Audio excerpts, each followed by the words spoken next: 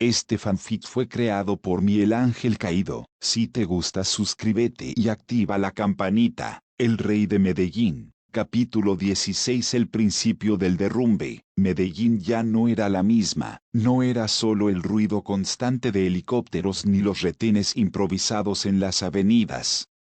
Era el silencio entre un estallido y otro. Un silencio denso, incómodo, como si la ciudad misma contuviera la respiración. Mateo Escobar tenía 16 años y lo sabía. Algo se estaba rompiendo. Desde la terraza de la casa, observaba la ciudad extendida como un tablero de ajedrez que empezaba a perder piezas. No tocaba nada. No preguntaba nada. Aprendió desde niño que, en su familia, el que preguntaba de más no duraba. A su lado estaba Santiago, más alto, más serio, con esa mirada que parecía siempre calcular rutas de salida. Ya no hablaban como niños. Hablaban poco. A veces, solo con miradas. Esto no estaba así antes, dijo Mateo al fin. Santiago no respondió de inmediato. Observaba los carros moverse abajo, escoltas cambiando turnos, hombres que ya no reían. Antes el miedo lo ponía, uno respondió. Ahora el miedo anda suelto. Mateo apretó la mandíbula. Sabía exactamente a qué se refería. El patrón Pablo Escobar seguía siendo el patrón, pero incluso los imperios más grandes empiezan a crujir antes de caer. Esa noche, la familia se reunió. No era una cena normal. Nadie levantaba la voz.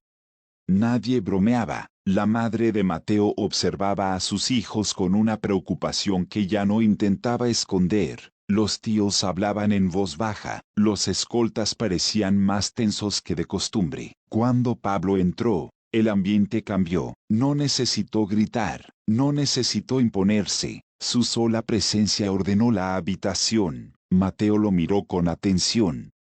Su padre seguía firme, pero algo en su rostro había cambiado. No era miedo, era cansancio. Las cosas se están moviendo, dijo Pablo, caminando despacio. Cali, los Pepes, la DEA, todos creen que es su momento. Hizo una pausa, miró a Mateo. Y cuando creen eso, cometen errores. Mateo sostuvo la mirada. No bajó los ojos. Nunca lo hacía. El mundo se vuelve más pequeño. Esa misma semana, Medellín ardió sin mostrar fuego. Explosiones a lo lejos, nombres que dejaban de mencionarse, casas que amanecían vacías. Mateo empezó a entender que el poder no se pierde de golpe. Se pierde por capas. Santiago fue claro una noche, mientras salían de un lugar que ya no era seguro. Esto ya no es ganar, dijo. Es resistir. Mateo sintió por primera vez algo nuevo, no miedo, urgencia. Sabía que su apellido abría puertas, pero también sabía que ahora las convertía en objetivos. Plata o plomo. Mateo repitió la frase en su mente, no como amenaza, como recuerdo. Ese mundo no perdonaba dudas, y la duda empezaba a rodearlos. Esa noche, mientras la ciudad dormía mal, Mateo entendió algo que no le había dicho nadie. El cartel de Medellín no estaba cayendo por falta de poder, estaba cayendo porque todo el mundo se había unido para verlo caer. Y cuando eso pasa, solo sobreviven los que aprenden a moverse en la sombra del derrumbe. Mateo miró a Santiago. Esto recién empieza, dijo. Santiago asintió, y Medellín, abajo, siguió respirando con dificultad.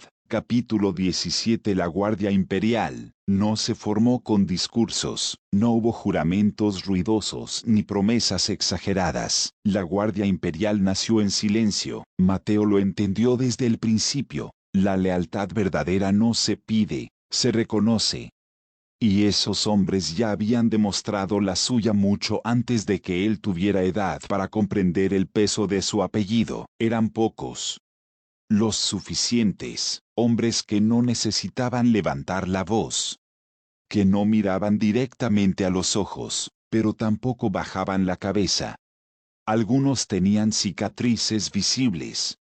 Otros las llevaban en el carácter. Todos compartían algo, Habían elegido quedarse cuando huir era más fácil. Santiago fue quien los reunió, no en un solo lugar, no el mismo día, nunca de forma obvia. Los observó durante semanas. Cómo reaccionaban ante la presión. A quién obedecían cuando nadie miraba. Quién hablaba de más y quién no hablaba nunca. Estos no siguen órdenes, le dijo a Mateo una noche. Siguen causas. Mateo asintió. Eso era exactamente lo que quería, el visto bueno del patrón. Pablo Escobar los vio juntos por primera vez en una reunión breve. No preguntó quiénes eran. No hizo falta, los estudió con esa mirada pesada que había hecho temblar presidentes, generales y enemigos durante años. Luego miró a su hijo. No los elegiste mal, dijo finalmente. Pero recuerda algo, Mateo sostuvo la mirada. La lealtad no se compra, continuó Pablo. Se cuida. No fue una orden, fue una advertencia, y también una aprobación. Desde ese momento, la Guardia Imperial dejó de ser solo una idea. Se convirtió en un símbolo. No del poder de Pablo, sino del futuro de Mateo, un nuevo tipo de respeto. La ciudad empezó a notarlo, no porque fueran visibles, sino porque nunca estaban donde había caos. Cuando Mateo se movía, el ambiente cambiaba. No por miedo inmediato, sino por cálculo. Nadie sabía exactamente quiénes eran esos hombres, pero todos sabían algo, no improvisaban y no fallaban. Santiago caminaba siempre un paso atrás. No como subordinado, sino como sombra estratégica. Observaba entradas, salidas, silencios incómodos. Ya no te miran como un niño, le dijo una vez. Te miden. Mateo lo sabía, y eso lo obligaba a no equivocarse. El peso del apellido. A veces, en las noches más largas, Mateo pensaba en lo rápido que el mundo se había vuelto estrecho. En cómo Medellín parecía mirarlo de regreso. En cómo su apellido abría caminos y cavaba tumbas. No se engañaba, la Guardia Imperial no lo hacía invencible, solo le daba una oportunidad más, y en ese mundo, una oportunidad era todo lo que separaba a un heredero de una víctima. Mateo observó a sus hombres por última vez esa noche. No dijo nada.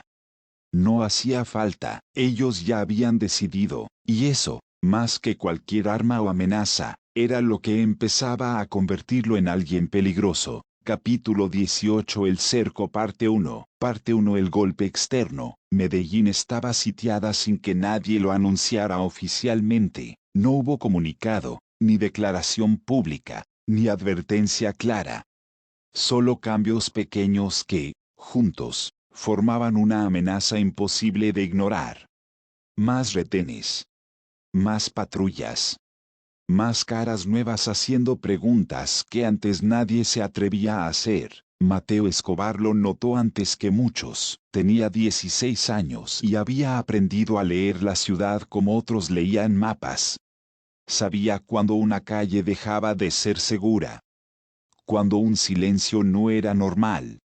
Cuando los rumores dejaban de ser exageraciones. Esto ya no es presión, dijo una noche, observando desde el vehículo. Es un cerco. Santiago no lo contradijo. Desde hacía semanas, Cali se movía con una precisión que no era habitual. No buscaban protagonismo. No querían ruido. Querían desgaste. Quitar aliados. Romper rutas. Sembrar desconfianza. El cartel de Medellín seguía siendo poderoso, pero por primera vez en años, no era el único que tomaba decisiones. Cali mueve ficha. Los informes llegaban fragmentados. Un contacto menos aquí. Un envío retrasado allá.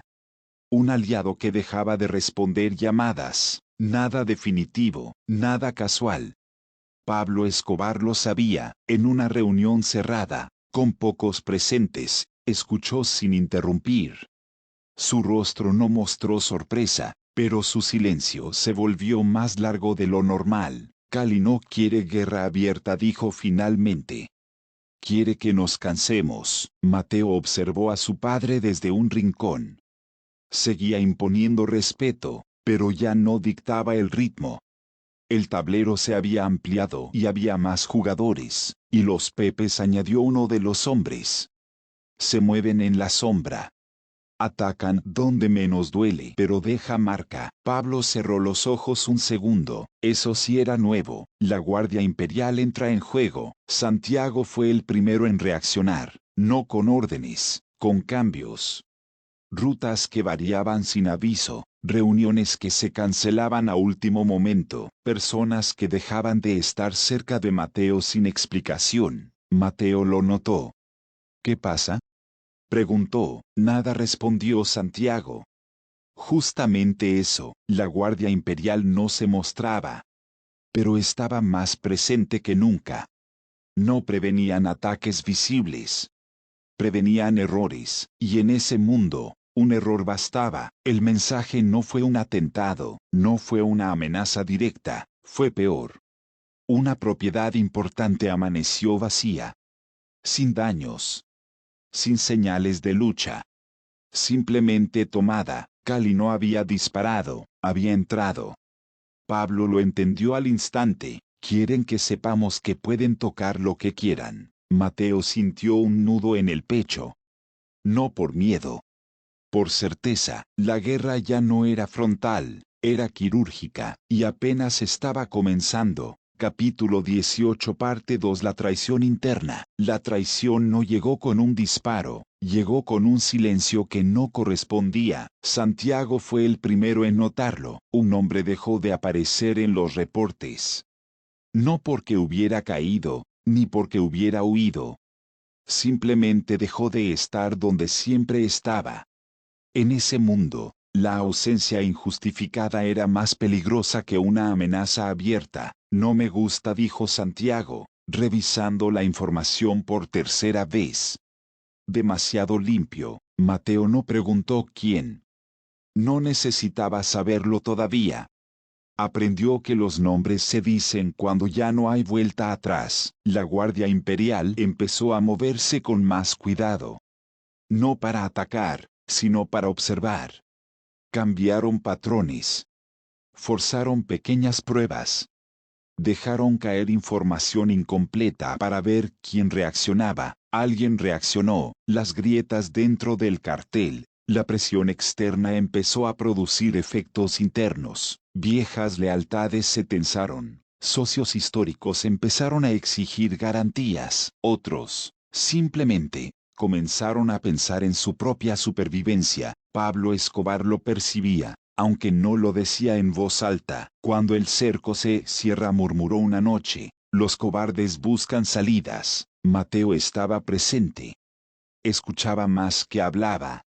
Observaba a los hombres alrededor de la mesa. Algunos miraban a Pablo.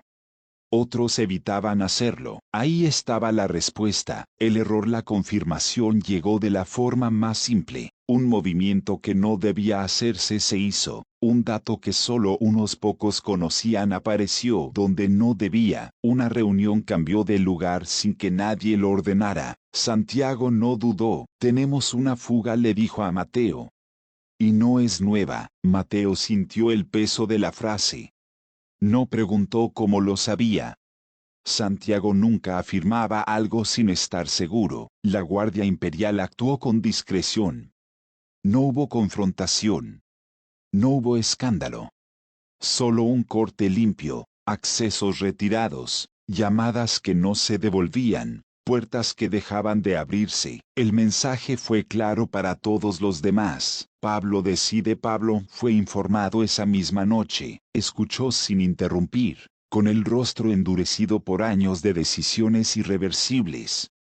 Cuando terminó el informe, no preguntó por detalles. No los necesitaba. Déjenlo aislado, ordenó. Que entienda solo lo que perdió. Mateo sintió un escalofrío.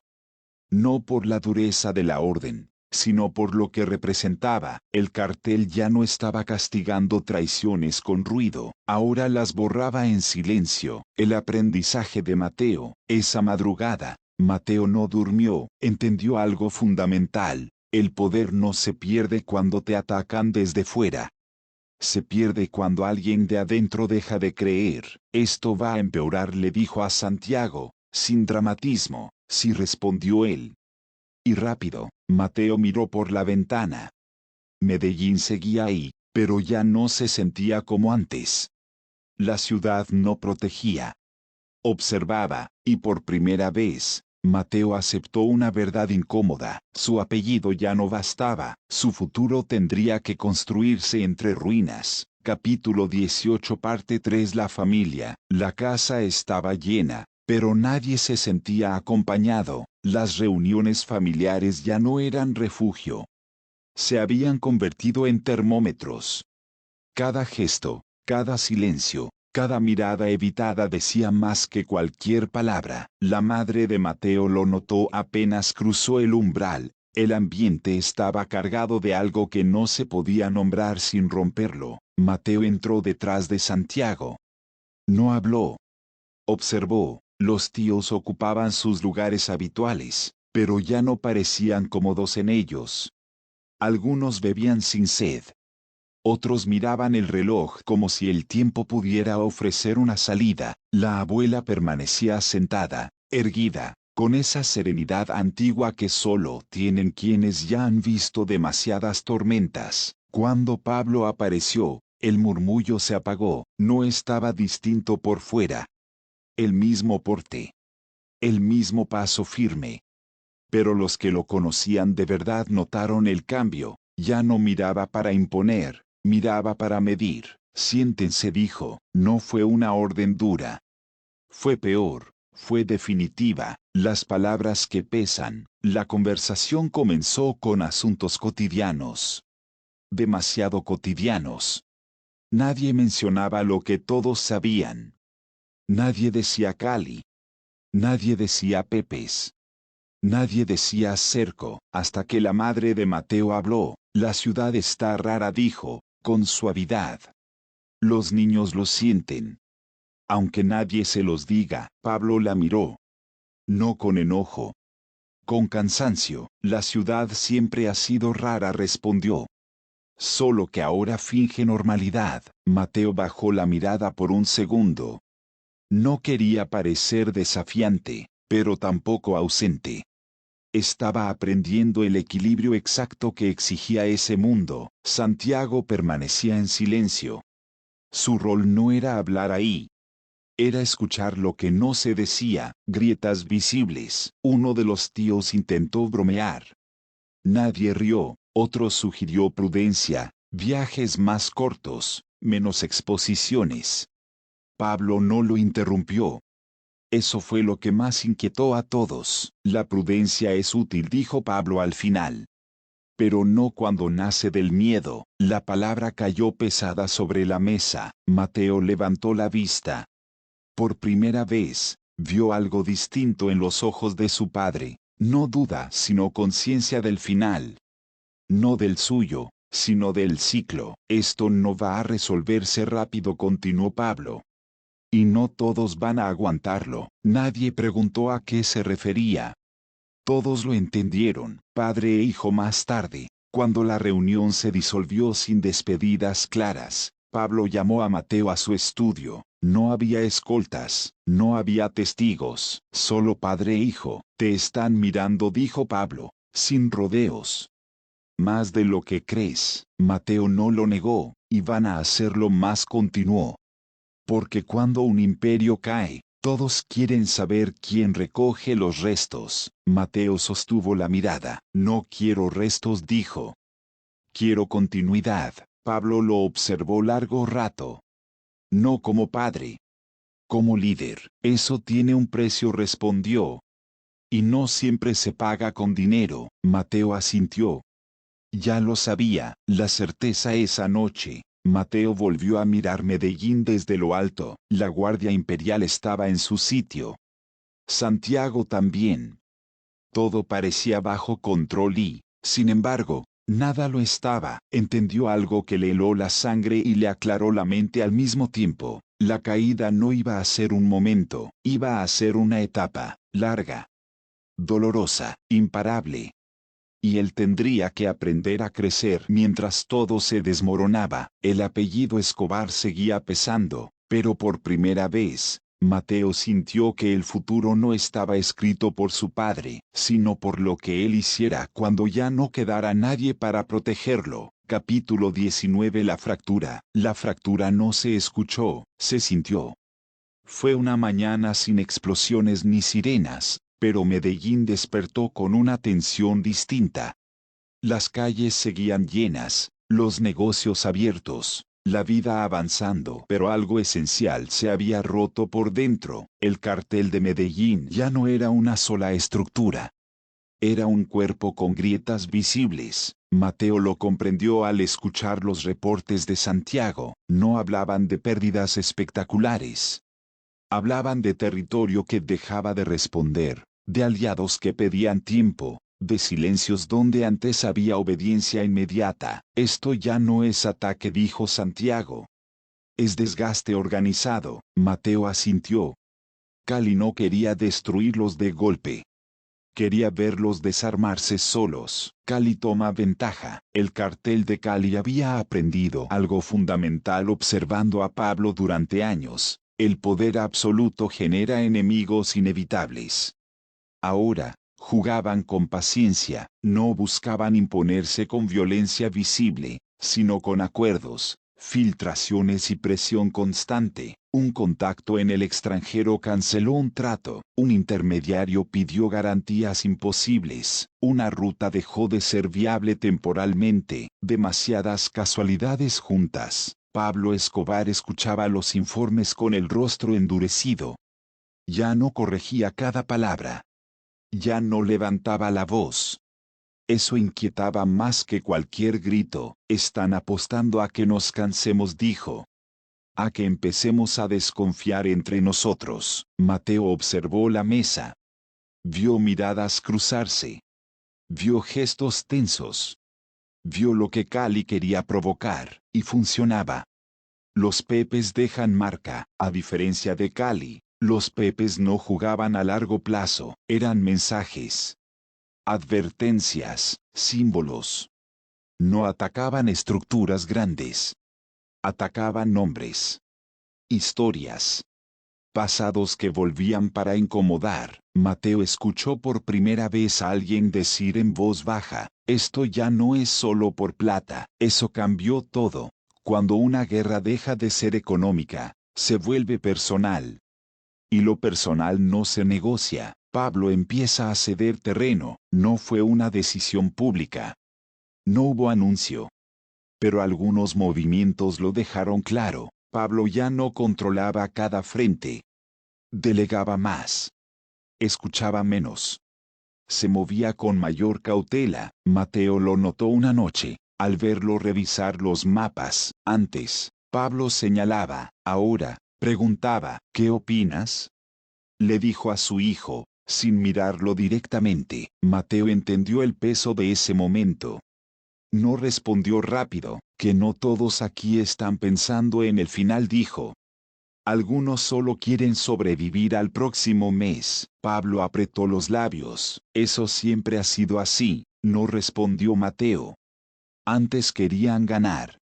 Ahora quieren salir vivos. El silencio fue largo. La Guardia Imperial se divide para proteger. Santiago tomó una decisión difícil. Separar a la Guardia Imperial, no por desconfianza, por supervivencia. Algunos se quedaron cerca de Pablo, otros se mantuvieron con Mateo. No era una ruptura. Era una preparación. Esto no es traición, le dijo Santiago. Es continuidad. Mateo lo entendió. Si todo caía, alguien tenía que quedar en pie. No como rey, sino como testigo con poder suficiente para no desaparecer. La familia siente el golpe. La madre de Mateo fue la primera en decirlo en voz alta. Esto ya no es como antes. No había reproche. Solo tristeza. Mateo la miró. Por primera vez, entendió que su crecimiento significaba también la pérdida de la normalidad para todos. Nada vuelve a serlo, respondió. Solo cambia. Ella no dijo nada más. Lo abrazó. No como al heredero.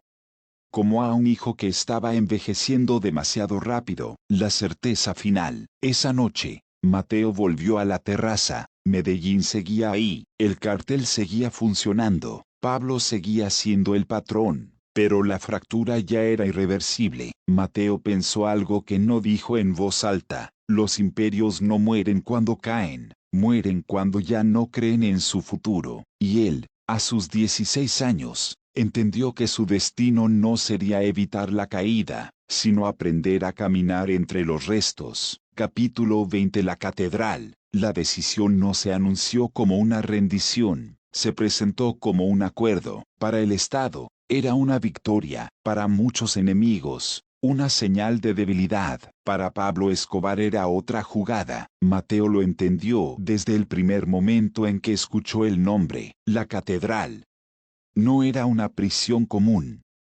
Nunca lo sería.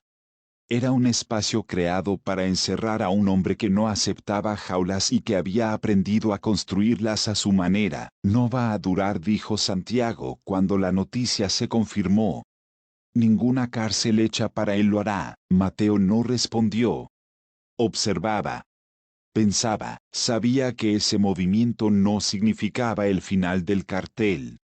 Significaba algo más peligroso, un cambio de forma, el encierro que no lo fue. Cuando Pablo se trasladó, no lo hizo como un derrotado, entró caminando, escoltado. En silencio, desde fuera, el país respiró aliviado. Desde dentro, el cartel se reorganizó. Mateo no visitó la catedral de inmediato. Fue decisión de Pablo. No por distancia emocional, sino por estrategia. Todavía no había dicho que crean que te alejé. Mateo entendió el mensaje. La sombra protege mejor cuando no se ve. El poder desde adentro. La catedral no aisló a Pablo, lo reordenó. Las decisiones seguían fluyendo, aunque ya no con la velocidad de antes. Algunos frentes se enfriaron. Otros se tensaron más.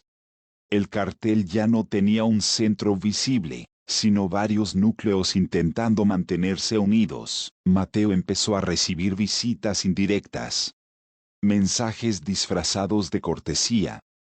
Gente que antes hablaba solo con Pablo, ahora buscaba medirlo a él. No prometía nada, no negaba nada, aprendía. Te están tanteando, le dijo Santiago. Quieren saber si eres transición o destino. Mateo lo sabía. La Guardia Imperial en espera. La Guardia Imperial no desapareció. Se volvió más silenciosa. No intervenían, no corregían. Observaban. Algunos hombres empezaron a dudar. No de la lealtad, sino del futuro. Mateo lo notó. No los confrontó. En ese momento, la paciencia valía más que la fuerza. El que aguante ahora, pensó, aguanta todo. La familia frente al símbolo. La madre de Mateo visitó la catedral antes que él. Volvió distinta. Sigue siendo él, dijo. Pero ya no domina el tiempo. Esa frase quedó grabada en Mateo. El poder de Pablo siempre había sido absoluto porque parecía eterno. Ahora, incluso encerrado en un lugar hecho a su medida, el reloj avanzaba, y el mundo afuera no esperaba. Padre e hijo, otra vez. Cuando Mateo finalmente fue, la conversación fue corta. No hubo abrazos largos, no hubo discursos. Esto no es el final, dijo Pablo. Es una pausa. Mateo asintió. Pero las pausas cambian el ritmo, respondió. Pablo sonrió apenas. Una sonrisa cansada, y tú estás aprendiendo a marcarlo. Fue la primera vez que no habló como padre ni como patrón. Habló como alguien que sabía que su tiempo ya no era infinito. El error del Estado. Afuera, el gobierno celebraba. La presión internacional disminuía. Algunos enemigos bajaban la guardia. Mateo lo vio claro. Creían que el problema estaba encerrado. No entendían que el problema había creado su propio espacio. Pero también entendió algo más inquietante. Si Pablo había aceptado la catedral, era porque incluso él veía venir algo que ya no podía controlar del todo. La semilla del después. Esa noche, Mateo volvió a Medellín con una certeza nueva: la caída no iba a ser inmediata, pero tampoco se iba a detener, y cuando finalmente llegara el colapso, no encontraría a un heredero improvisado, encontraría a alguien que había aprendido a pensar mientras el imperio se encerraba a sí mismo. Capítulo 21. Los Pepes. Los Pepes no aparecieron como un ejército, aparecieron como un eco, no anunciaban su presencia. No buscaban control territorial ni reconocimiento público. Su objetivo era otro: recordar. Recordar a todos que el pasado no desaparece, solo espera el momento adecuado para volver. Mateo escuchó el nombre por primera vez en una conversación cortada a medias. No son Cali, dijo uno de los hombres. Son peores. Porque no quiere negociar. Eso fue suficiente. El enemigo sin rostro. Los Pepes no tenían una estructura clara. No respondían a un solo mando visible. Eran fragmentos unidos por un mismo rencor. Antiguos aliados convertidos en enemigos. Familias rotas. Nombres borrados que ahora regresaban con fuerza. Santiago fue quien explicó la diferencia. Cali quiere ganar, dijo. Los Pepes quieren que todos pierdan. Mateo entendió el peligro inmediato de esa lógica. No había acuerdos posibles con alguien que no buscaba futuro, solo ajuste de cuentas. El pasado cobra cuentas. Los efectos no se vieron en grandes golpes. Se vieron en detalles inquietantes: personas que desaparecían del mapa social, casas abandonadas de un día para otro, mensajes indirectos, simbólicos, imposibles de ignorar. No eran ataques al cartel como estructura. Eran ataques a su historia. Mateo empezó a sentir algo nuevo. No era presión estratégica, era acoso constante. Quieren que reaccionemos mal, dijo Santiago. Que cometamos un error. Mateo apretó los dientes. Sabía que tenían razón. La familia en la mira. Por primera vez, la amenaza tocó directamente a la familia, no de forma abierta, no con palabras claras, con insinuaciones, un comentario fuera de lugar, una advertencia velada, un cambio en la rutina que ya no parecía casual. La madre de Mateo lo notó enseguida. Esto ya no es solo entre ellos, dijo. Nos están alcanzando. Mateo no respondió. No quería mentirle. Tampoco alarmarla más, pero lo sabía. El apellido Escobar se había convertido en un imán. Pablo, desde la catedral, desde su encierro, Pablo recibió la información con frialdad. Los Pepes no lo sorprendían. Lo inquietaban. Ellos no tienen nada que perder, dijo. Y ese es el tipo de enemigo que más daño hace. Mateo escuchó en silencio. Percibió algo distinto en la voz de su padre, no temor, sino una aceptación incómoda. Como si entendiera que esa guerra no se ganaba con poder, sino con resistencia. No les des lo que buscan, le dijo Pablo. Ni reacción, ni protagonismo. Mateo asintió. Pero sabía que no siempre era posible controlar cómo reaccionaba el mundo. La Guardia Imperial se tensa. La Guardia Imperial se volvió aún más cerrada. No por órdenes explícitas, sino por instinto. Se movían menos, hablaban menos, observaban más. Santiago notó el cambio en Mateo. Esto te está afectando, le dijo una noche. Me está despertando, respondió él. No era arrogancia. Era adaptación. Mateo comprendió que los Pepes no buscaban eliminarlo todavía. Querían rodearlo.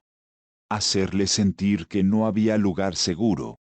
Que todo recuerdo podía volverse una amenaza. El peso del nombre. Esa noche, solo en su habitación, Mateo pensó en algo que nunca había querido aceptar. El legado de su padre no era solo poder, era una lista interminable de enemigos que no olvidaban. Los Pepes no eran el final del cartel, eran el síntoma más claro de su desgaste. Y mientras Medellín seguía respirando con dificultad, Mateo entendió que el futuro no se iba a decidir en una gran batalla, sino en quien resistía más tiempo sin perderse a sí mismo. Capítulo 22. El rugido del león. La muerte llegó sin aviso, no fue una advertencia ni un mensaje negociable. Fue un golpe directo al corazón del círculo más cercano del patrón. Cuando la noticia se confirmó, nadie quiso repetirla en voz alta por segunda vez. Gonzalo, primo de Pablo Escobar, alias el León, tío y mentor de Mateo, había caído. El golpe que no debía ocurrir, el operativo fue rápido. Demasiado, un bloque de búsqueda había sido creado en silencio, diseñado exclusivamente para hombres del nivel de Pablo Escobar. No era una fuerza común. Era una cacería especializada, dirigida con obsesión y precisión. El nombre del comandante se repetía en los informes con un respeto tenso. Carrillo. Cuando capturaron a Gonzalo, no hubo proceso, no hubo traslado, no hubo margen. La noticia llegó fragmentada, como si el mundo se negara a aceptarla completa. Mateo la escuchó sin reaccionar de inmediato. No gritó. No preguntó, no lloró. Santiago fue quien habló primero. Lo mataron, dijo. No hubo intención de llevarlo vivo. Mateo cerró los ojos. Gonzalo no era solo familia. Había sido guía. Disciplina. Silencio oportuno.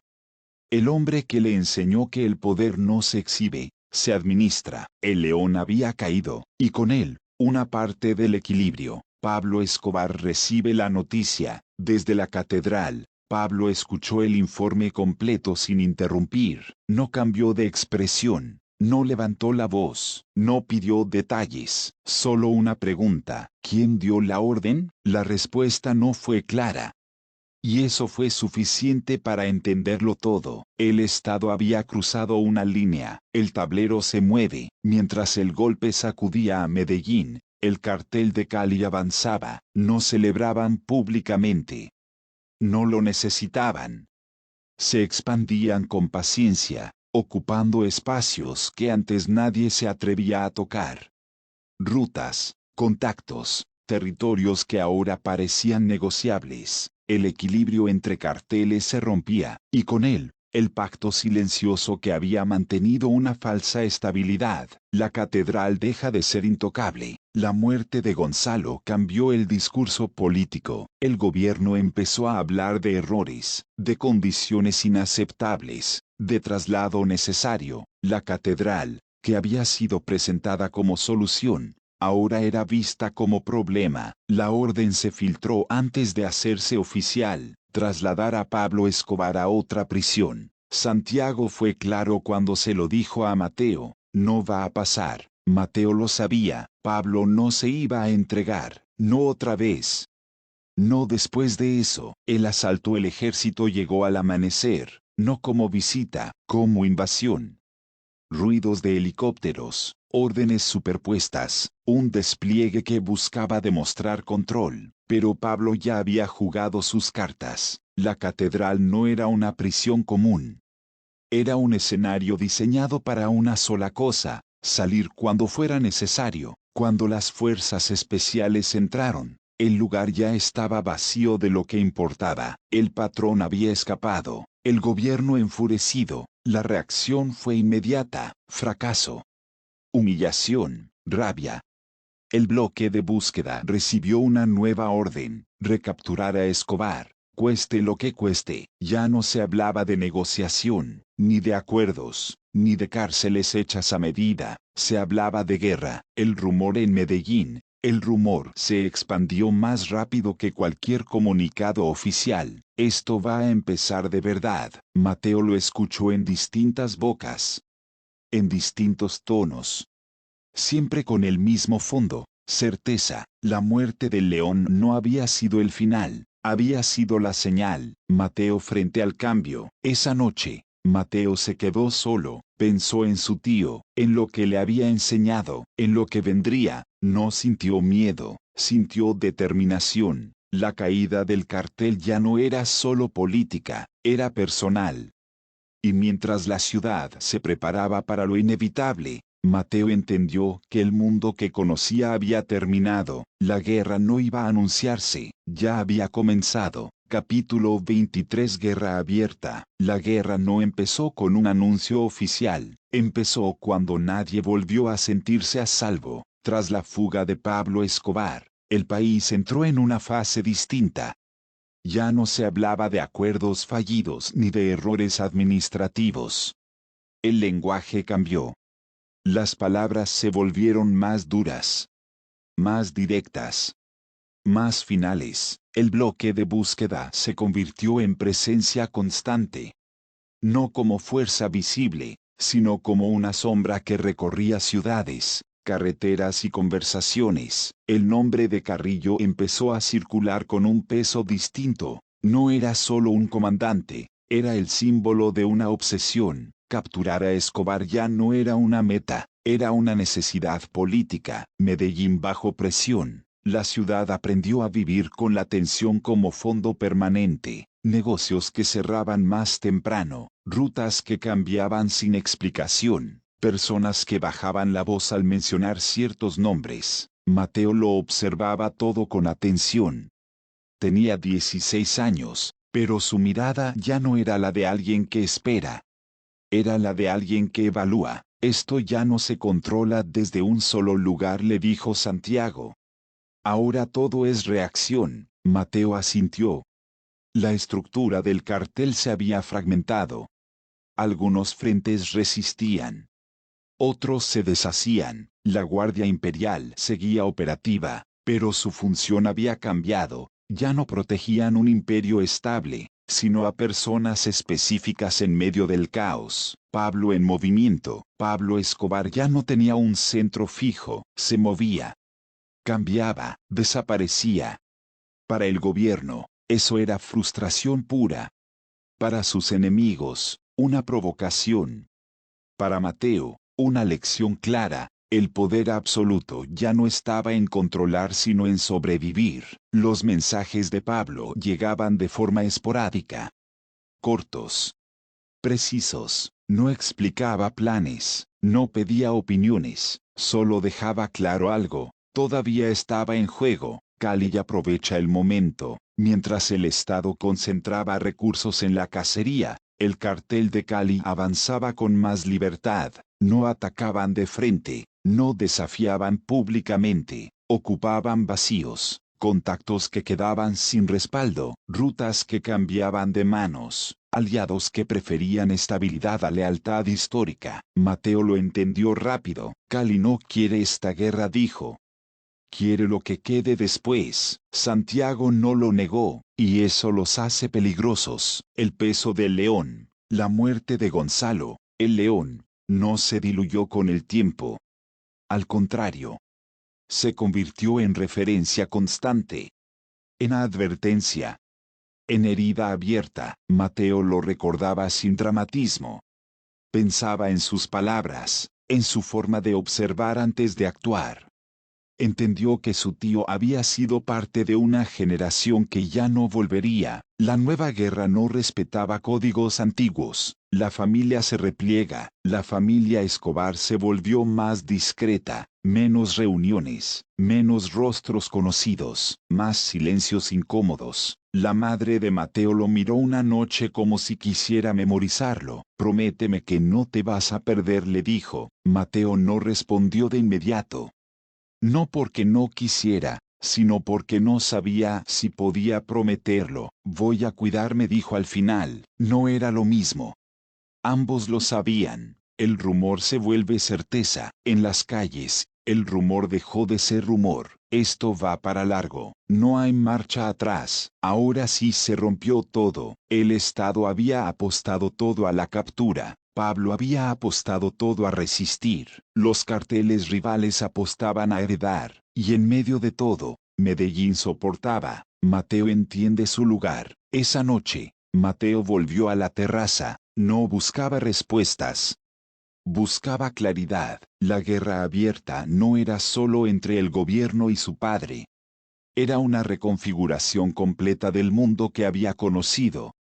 Nada volvería a ser igual. Incluso si Pablo lograba evadir una vez más, Mateo lo aceptó con una calma inquietante. No era el final del camino, era el punto donde se decide quién queda para contarlo, y él no pensaba desaparecer con los escombros. Capítulo 24. La línea cruzada. La guerra cruzó un punto sin retorno la noche en que el coronel Carrillo dejó de ser solo un nombre en informes oficiales. No fue un enfrentamiento abierto, fue una emboscada calculada. Carrillo había estrechado el cerco demasiado. Conocía rutas, presionaba contactos y no aceptaba negociaciones.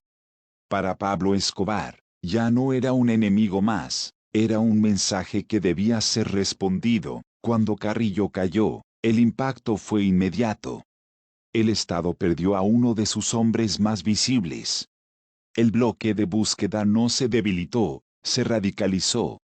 La orden ya no era capturar, era terminar. Venganza y ruptura. La muerte de Carrillo no fue el único ajuste de cuentas. Pablo se movió también por lealtad.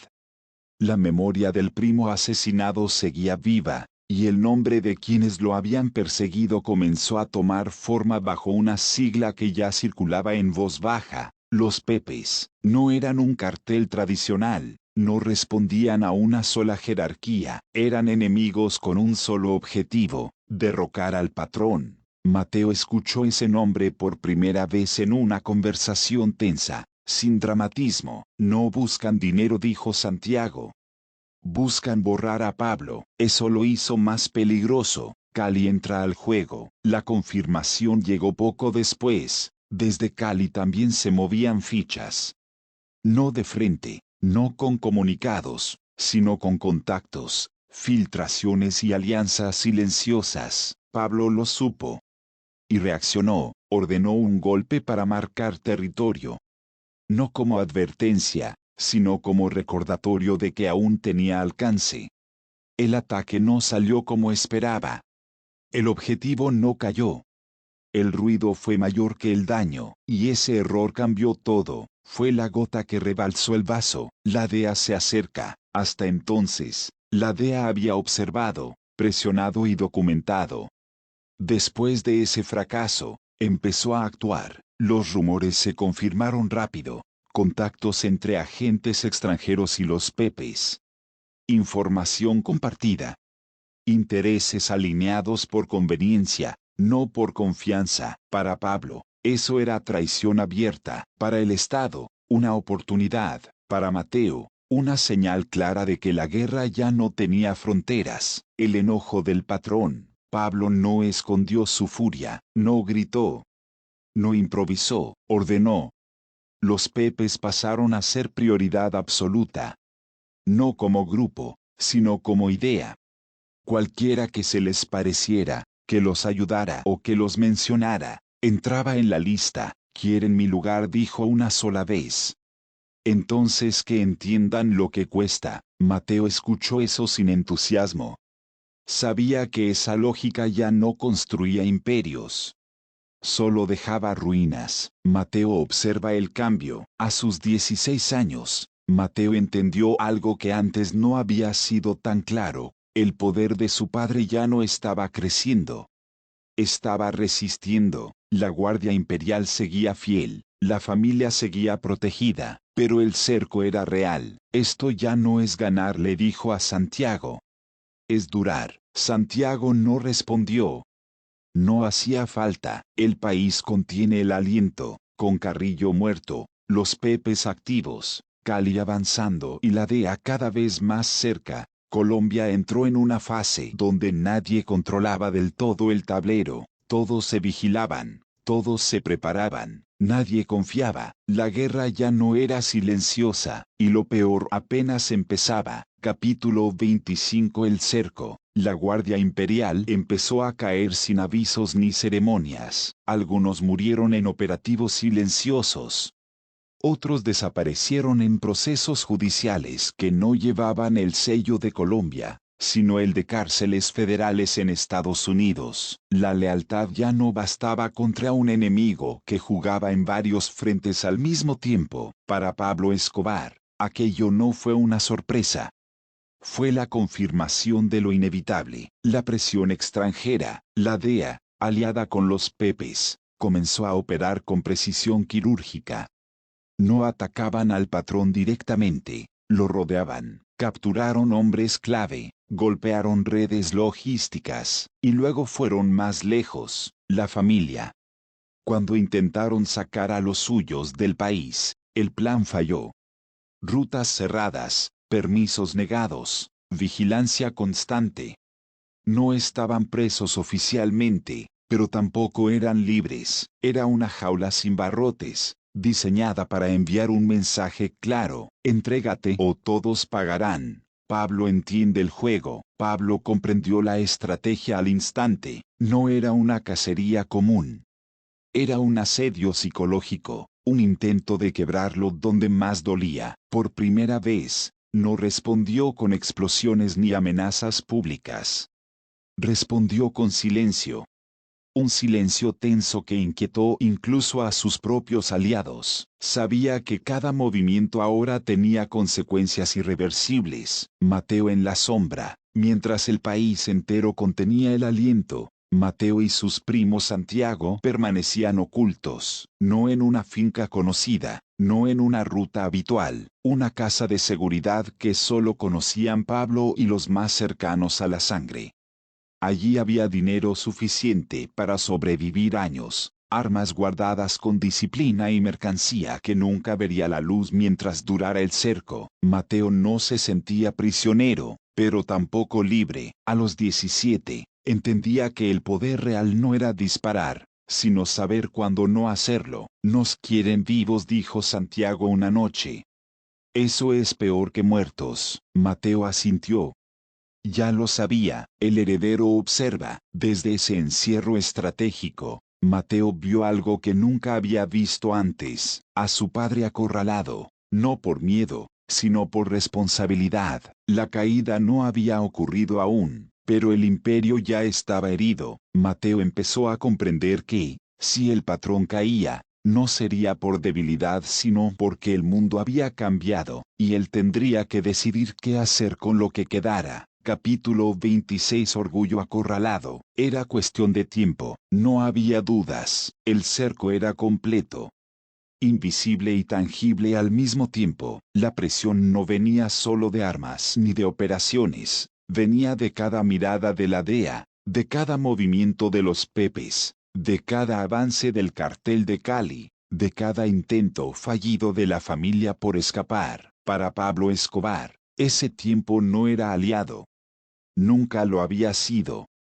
Su orgullo, ese mismo que lo había llevado a la cima, ahora era su carga más pesada. La jaula invisible. Desde la catedral, meses antes, Pablo había aprendido que podía diseñar espacios seguros, manipular el territorio y controlar la logística.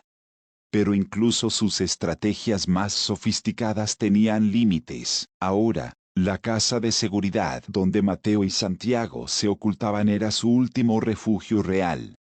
Nada podía moverse sin que él lo supiera. Pero cada acción, cada decisión, era una apuesta arriesgada. Cada silencio afuera parecía una amenaza. Cada segundo contaba. Mateo, desde la sombra, observaba a su padre. No solo veía al patrón. Veía al hombre abrumado, acorralado por un sistema que ya no podía doblar con dinero, amenazas o sobornos. El orgullo de Pablo no le permitía retroceder. Cada paso atrás era una derrota que su mente se negaba a aceptar. No puedo retroceder, murmuró Pablo, más para sí que para alguien más. Santiago, junto a Mateo, escuchó en silencio. Sabía que esas palabras eran más reveladoras que cualquier informe. El peso de la decisión, el imperio que había construido empezaba a mostrar grietas que ni el dinero podía ocultar. La Guardia Imperial había sufrido pérdidas. Aliados caían o desaparecían. La familia estaba varada bajo presión internacional. Pablo sabía que en cualquier momento lo irían a buscar. No era cuestión de si. Solo era cuestión de cuándo. Van a intentar atraparme, dijo Pablo con voz firme. cortando la tensión que se acumulaba en el aire. Mateo lo entendió de inmediato. No había espacio para temores ni para sentimentalismos. El patrón estaba a punto de enfrentarse a su prueba más dura. Y su hijo debía aprender a actuar en consecuencia. Orgullo y miedo. Pablo no sentía miedo, sentía la mezcla más peligrosa, orgullo y abrumo. Cada error de sus enemigos lo enfurecía. Cada éxito parcial de los Pepes y de la DEA lo irritaba profundamente. Cada movimiento de Cali le recordaba que el mundo estaba cambiando y que él ya no podía controlarlo todo. Mateo observaba cómo el patrón calculaba cada respuesta, cómo tomaba decisiones que podían costarle la vida, solo para no ceder ni un centímetro de autoridad. Esto va a terminar mal, susurró Santiago, más para sí mismo que para Mateo, pero Mateo no estaba seguro de eso. Había aprendido algo fundamental: la caída del patrón no significaba el fin del apellido Escobar. Significaba que el heredero debía prepararse. La calma antes del golpe. Esa noche, Pablo caminó por la casa de seguridad como si fuera un tablero de ajedrez.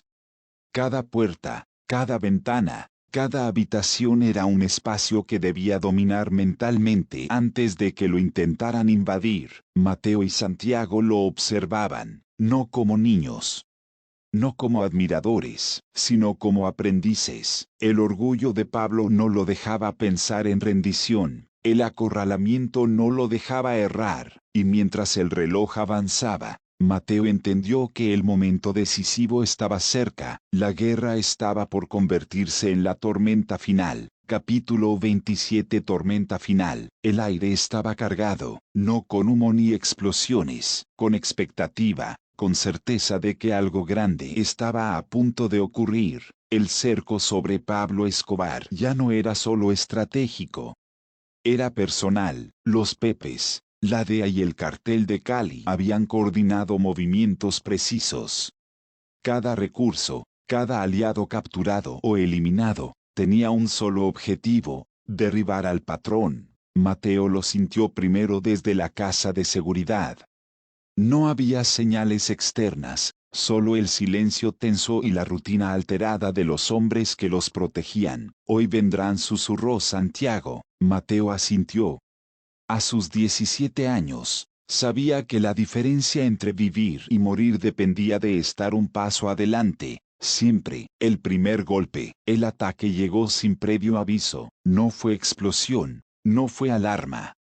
Fue precisión. Un equipo del bloque de búsqueda, respaldado por información de los Pepes y con la coordinación de la DEA, intentó ingresar por un acceso que Pablo creía seguro. Pablo reaccionó inmediatamente, no con armas, sino con movimientos calculados, no porque fuera invencible, sino porque sabía cómo usar la sorpresa en su favor. Mateo observaba cada acción de su padre, cada decisión rápida, cada orden silenciosa. Supo, en ese instante, que la escuela de la supervivencia no la había recibido de libros, sino del hombre que estaba ante él, la sombra del heredero. Mientras Pablo distraía al enemigo, Mateo y Santiago asumieron tareas que hasta hace poco eran impensables.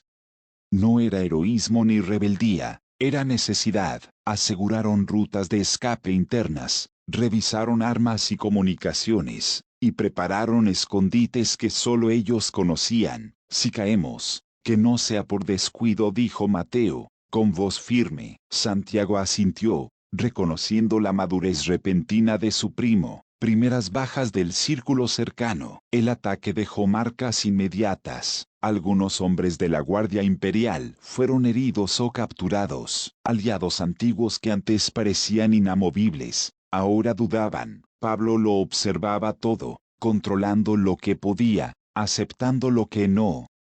Pero el mensaje era claro: la guerra abierta ya no era un rumor. Mateo entendió algo que marcaría su camino. La caída de un imperio no se anuncia, se resiste hasta el final, y quien aprende a manejar el caos es quien sobrevive para heredar la calma tras la primera tormenta. Después del primer ataque, la casa de seguridad estaba intacta, Pero la tensión no había disminuido, el cerco se cerraba cada vez más. La DEA, los Pepes y Cali seguían moviéndose como piezas invisibles, y la familia estaba cada vez más limitada. Pablo miró a Mateo, no dijo nada.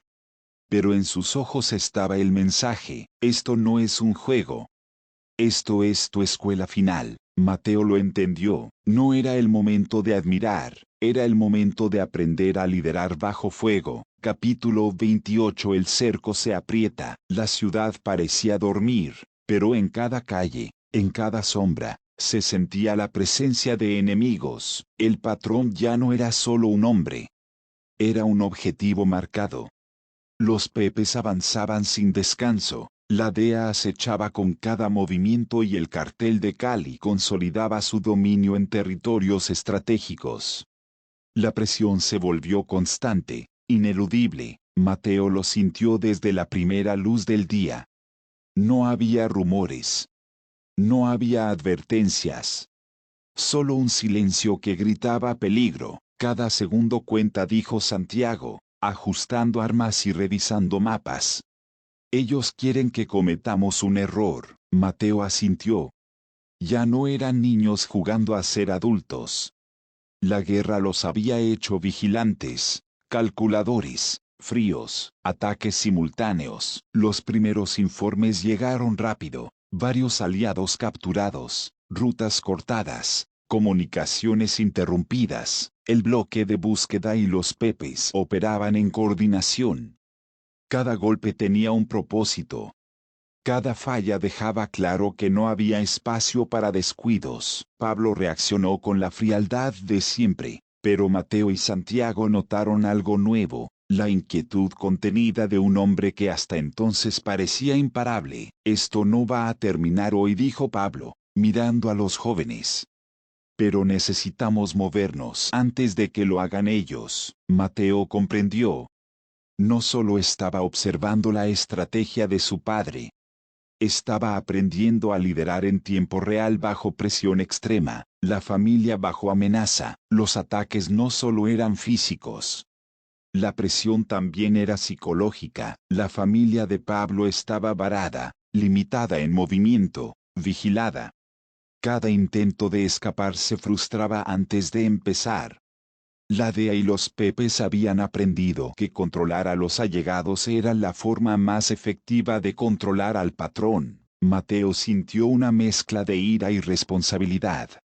Cada vez que la familia sufría, comprendía que ser heredero no era privilegio, sino carga. Tenemos que mantenerlos a salvo, dijo, decidido. Y si alguien quiere jugar, lo aprenderá a las malas. Santiago asintió, reconociendo la madurez repentina de su primo. Toma de decisiones. Pablo delegó movimientos estratégicos en Mateo y Santiago por primera vez. No era una prueba. Era una necesidad. Tomen decisiones rápidas. Calculen riesgos. Si fallamos, fallamos todos, dijo Pablo. Pero yo confío en ustedes. Mateo ajustó las defensas internas, organizó rutas de escape y planeó comunicación segura. Cada decisión que tomaba ya no era un juego, sino una lección de supervivencia y liderazgo. El patrón observaba, evaluaba, y de manera silenciosa, enseñaba a su heredero la parte más oscura del poder, cómo actuar cuando todo se derrumba a tu alrededor. La tormenta se intensifica, la presión no cedía. Cada movimiento de los Pepes era seguido de un golpe de la DEA. Cada avance del cartel de Cali generaba una grieta nueva en la red del patrón. Mateo comprendió algo que cambiaría todo. La caída no será instantánea, será dolorosa, larga y estratégica. Y si quería sobrevivir, debía anticipar, calcular y actuar con la frialdad que Pablo le enseñaba. Mientras la noche caía, la ciudad parecía respirar tranquila, pero Mateo sabía la verdad. La tormenta apenas comenzaba. Capítulo 29. La presión máxima. El cerco se cerraba como una trampa de acero. Cada día que pasaba, la presión sobre Pablo Escobar y su familia se intensificaba. Los Pepes no descansaban, El cartel de Cali se expandía con audacia, y la DEA movía piezas con precisión quirúrgica. Nada podía escapar a su alcance. Mateo y Santiago, desde la casa de seguridad, sentían la tensión en cada movimiento de los hombres de confianza de su padre. Cada informe era un recordatorio. El mundo estaba cambiando y ellos debían adaptarse o morir. Los ataques simultáneos. Ese día, múltiples frentes se activaron. La DEA realizó redadas en propiedades clave, capturando aliados cercanos. Los Pepes interceptaron cargamentos de armas y drogas. Cali consolidaba influencia en Medellín, aprovechando cualquier vacío que Escobar dejara. Pablo reaccionaba con rapidez, pero el desgaste era evidente. Sus decisiones ya no eran solo estratégicas, eran desesperadas. Cada movimiento debía anticipar el doble juego de sus enemigos. Primeras bajas emocionales. Algunos miembros de la Guardia Imperial cayeron en emboscadas. Otros fueron capturados o traicionados. La familia de Escobar comenzó a sentir la presión psicológica. Cada intento de movimiento era observado, cada paso medido. Mateo y Santiago comprendieron que la guerra no solo era física, sino emocional, y que la fortaleza mental sería clave para sobrevivir. Mateo asume responsabilidad. El joven heredero entendió que el legado de su padre no se mantendría solo con palabras o miedo. Debía tomar decisiones estratégicas, organizar rutas de escape y proteger a los suyos con la misma frialdad que Pablo les había enseñado. Si esto termina hoy, que no sea por descuido, dijo Mateo, firme y decidido. Cada error que cometamos les dará ventaja. Santiago asintió, reconociendo que Mateo estaba cambiando. Ya no era solo un aprendiz, era un líder en formación. La tensión antes de la tormenta final, cada ataque, cada emboscada y cada pérdida reforzaban la idea de que el final se acercaba. El patrón sabía que la DEA y sus enemigos no fallarían. Mateo sabía que la venganza y la supervivencia serían inevitables. Santiago sabía que, juntos, podrían sobrevivir al caos si mantenían la cabeza fría y actuaban rápido. El reloj avanzaba, la tormenta se intensificaba, y todos sabían que la caída de Escobar era inminente. Capítulo 30. La caída del patrón. El silencio del amanecer fue diferente. No era tranquilidad. Era vacío, un vacío que anunciaba que algo irreparable había ocurrido. La DEA estaba cerca. Lo habían estado rastreando semanas, siguiendo cada movimiento de los sapos y filtraciones. Cada informante capturado, cada interrogatorio, cada error en las comunicaciones los había acercado a la ubicación de Pablo Escobar. Ese día, Pablo estaba solo, acompañado únicamente por Limón, su guardaespaldas más fiel. Pero el cerco estaba completo. Nadie podía entrar ni salir sin ser detectado. La casa final, el patrón lo sabía. La tensión era tangible, su tiempo se acababa. La persecución había llegado al límite. El sonido de helicópteros, el crujir de botas y el murmullo coordinado de la DEA no dejaban lugar a dudas. La caza final había comenzado. Mateo, escondido con Santiago, percibió la tensión que incluso Pablo no podía ocultar. No había escape. No había negociación. Solo estrategia y supervivencia hasta el último instante. Y entonces ocurrió, un fuerte disparo retumbó en la terraza. Todo se detuvo, el silencio volvió, pero con un peso distinto. Pablo Escobar había caído. La celebración de la DEA, la noticia se propagó rápido. Agentes no podían contener su euforia, se abrazaban, gritaban, celebraban. Se había terminado la amenaza más temida de su historia. Para ellos, el trabajo estaba hecho. La caza había concluido. El trofeo estaba asegurado. La sombra de Escobar finalmente desaparecía, pero para alguien más, la noticia no traía alivio. La furia del heredero. Mateo estaba furioso. No había manera de describirlo con palabras simples. Sus manos temblaban. Su respiración era corta.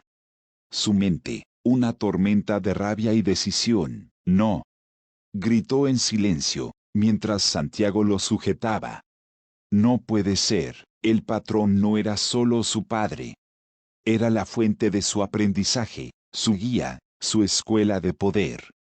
Que alguien lo hubiese abatido de esa manera encendía en Mateo algo que iba más allá del dolor. Venganza. Sabía que la guerra no había terminado, sabía que ahora todo recaía sobre él. El apellido Escobar no podía morir con su padre. La promesa esa noche, mientras el mundo celebraba, Mateo se sentó frente a la ciudad que lo había visto crecer. El silencio era absoluto.